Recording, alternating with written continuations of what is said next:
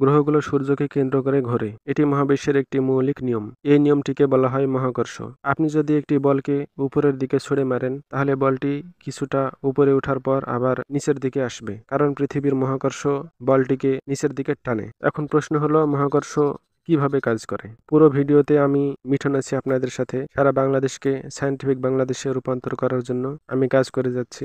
ভিডিওটি শেষ পর্যন্ত দেখার অনুরোধ রইল।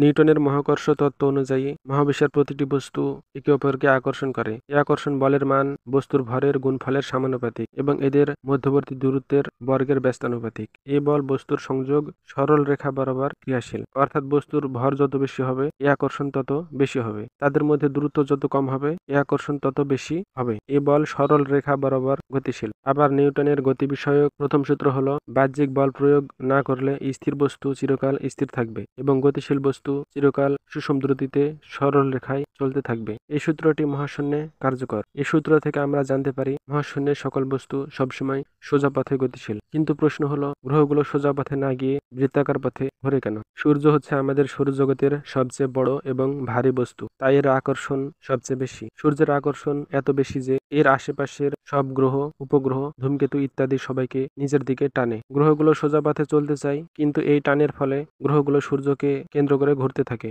যেমন একটি পাথরকে একটি দড়িতে বেঁধে ঘোরালে পাথরটি সোজা পথে যেতে চায়, কিন্তু দড়ির টানে এটা ঘুরতে থাকে। গ্রহগুলোর একটি নির্দিষ্ট বেগ রয়েছে। এই বেগের কারণে গ্রহগুলো সূর্য থেকে দূরে চলে যেতে চায়, কিন্তু সূর্যের মহাকর্ষ বল গ্রহগুলোকে টেনে ধরে রাখে। ফলে গ্রহগুলো সূর্যকে কেন্দ্র করে ঘুরতে শুরু করে। যে বেগের কারণে গ্রহগুলো সূর্য থেকে দূরে চলে যেতে চায় তাকে কেন্দ্র বহির্মুখী বল বলে। যে বলের কারণে সূর্যের মহাকর্ষ বল গ্রহগুলোকে টেনে ধরে রাখে তাকে কেন্দ্রমুখী বল বলে। যখনই কেন্দ্র বহির্মুখী বল ও কেন্দ্রমুখী বল পরস্পর সমান হয়, তখনই গ্রহগুলো সূর্যকে কেন্দ্র করে ঘুরতে শুরু করে। এবার দেখা যাক আপেক্ষিকতার সাধারণ তত্ত্ব কি বলে।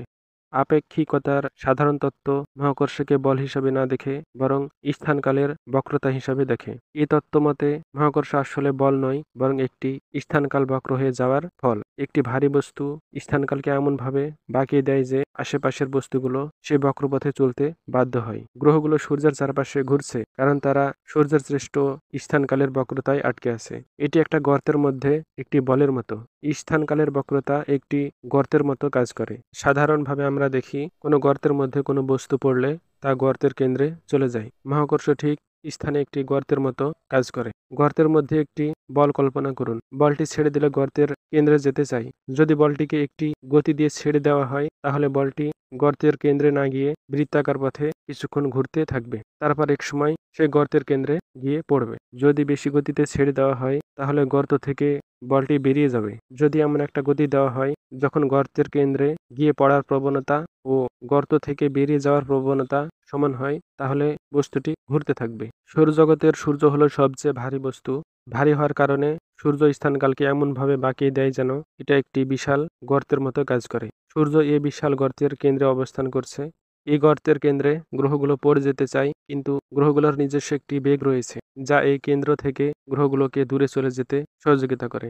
অর্থাৎ এই গর্ত গ্রহগুলোকে এর কেন্দ্রে যেতে সহযোগিতা করে, কিন্তু গ্রহগুলোর নিজস্ব বেগ কেন্দ্র থেকে দূরে যেতে সহায়তা করে। গর্তের কেন্দ্রে পড়ে যাওয়ার প্রবণতা ও দূরে চলে যাওয়ার প্রবণতা পরস্পর সমান। সমান হওয়ার কারণে গ্রহগুলো গর্তের কেন্দ্রের চারিদিকে ঘুরতে শুরু করে। এভাবে গ্রহগুলো সূর্যকে কেন্দ্র করে ঘোরে। আজ এ পর্যন্তই। ভালো থাকবেন। বিজ্ঞান প্রসারের জন্য এই ভিডিও আপনার বন্ধুদের কাছে শেয়ার করুন। পুরো ভিডিও দেখার জন্য ধন্যবাদ।